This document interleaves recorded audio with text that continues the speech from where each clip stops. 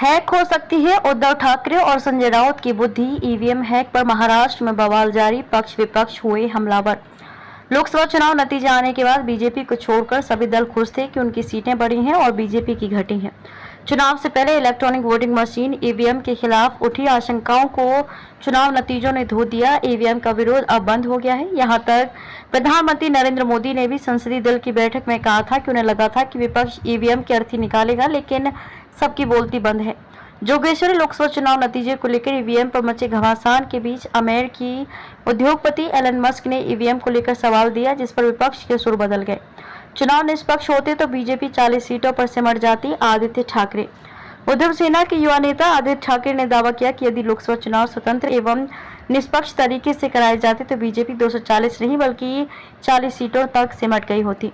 मुंबई उत्तर पश्चिम Lok Sabha seat के परिणाम को धोखाधड़ी करार देते हुए आदित्य ने दावा किया कि सरकारी मशीनरी का दुरुपयोग करके हमारी जीत छीन ली गई। उनकी पार्टी उत्तर पश्चिम मुंबई सीट के चुनाव परिणाम को चुनौती देने वाली याचिका के साथ अदालत का रुख करेगी। गौरतलब है कि उत्तर पश्चिम मुंबई लोकसभा चुनाव क्षेत्र से सिंधे सेना के रविंद्र वायकर ने उद्धव सेना के उम्मीदवार अमोल कीर्तिकर को मात्र 48 मतों के अंतर से पराजित कर दिया। इतने कम मतों से मिली हार को लेकर उद्धव सेना आक्रामक है। उद्धव सेना के नेता व राज्य के पूर्व मंत्री अनिल परब ने कहा कि हमें संदेह है कि मोबाइल फोन जिसे जांच के दौरान जब्त किया गया था बदल दिया गया होगा। भारत निर्वाचन आयोग को उपलब्ध जानकारी के आधार पर स्वतः संज्ञान लेते हुए कार्रवाई करनी चाहिए और कीर्तिकर को विजेता घोषित करना चाहिए। परब ने आगे कहा कि घोषित चुनाव परिणाम संदिग्ध हैं, हम कानूनी रास्ता अपना रहे हैं, हम 1 या 2 दिन में अदालत का दरवाजा खटखटाएंगे। परब ने कहा कि मुंबई उत्तर पश्चिम सीट के लिए मतगणना प्रक्रिया 19वें राउंड तक ठीक थी, लेकिन उसके बाद कोई पारदर्शिता नहीं रही।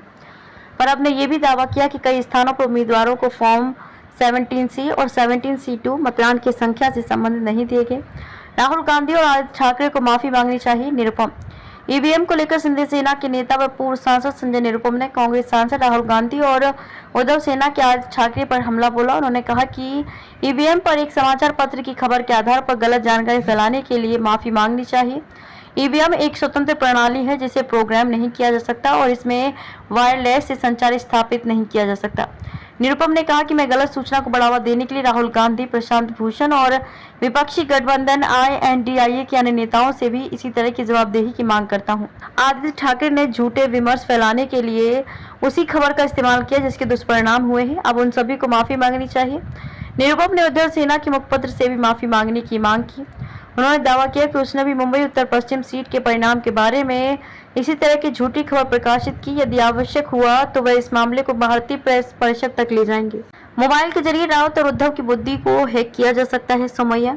ईवीएम को लेकर बीजेपी के पूर्व सांसद किरीट सोमैया का बड़ा बयान आया है। उन्होंने कहा कि किसी भी मोबाइल या इंटरनेट के जरिए ईवीएम मशीन को हैक नहीं किया जा सकता, लेकिन मोबाइल के जरिए संजय राउत और उद्धव ठाकरे की बुद्धि को जरूर हैक किया जा सकता है। सोमैया ने कहा कि ये बात सभी को पता है कि ईवीएम को मोबाइल फोन से हैक नहीं किया जा सकता, क्योंकि ईवीएम मशीनें अलग अलग होती हैं।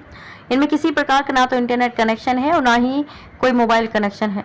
इनमें किसी प्रकार के सिम कार्ड का भी इस्तेमाल नहीं किया जा सकता, फिर इन्हें कैसे हैक कर सकते हैं। उन्होंने कहा कि ईवीएम मशीन के मामले में भी कोर्ट ने साफ कहा था कि मशीन के मामले में किसी प्रकार के दुष्प्रचार को रोका जाए। यही वजह है कि कोंकण में उद्धव ठाकरे का सफाया हो चुका है और आने वाले विधानसभा चुनाव में भी उनका बुरा हाल होगा, इसलिए उन्हें ईवीएम में दोष दिखाई दे रहा है।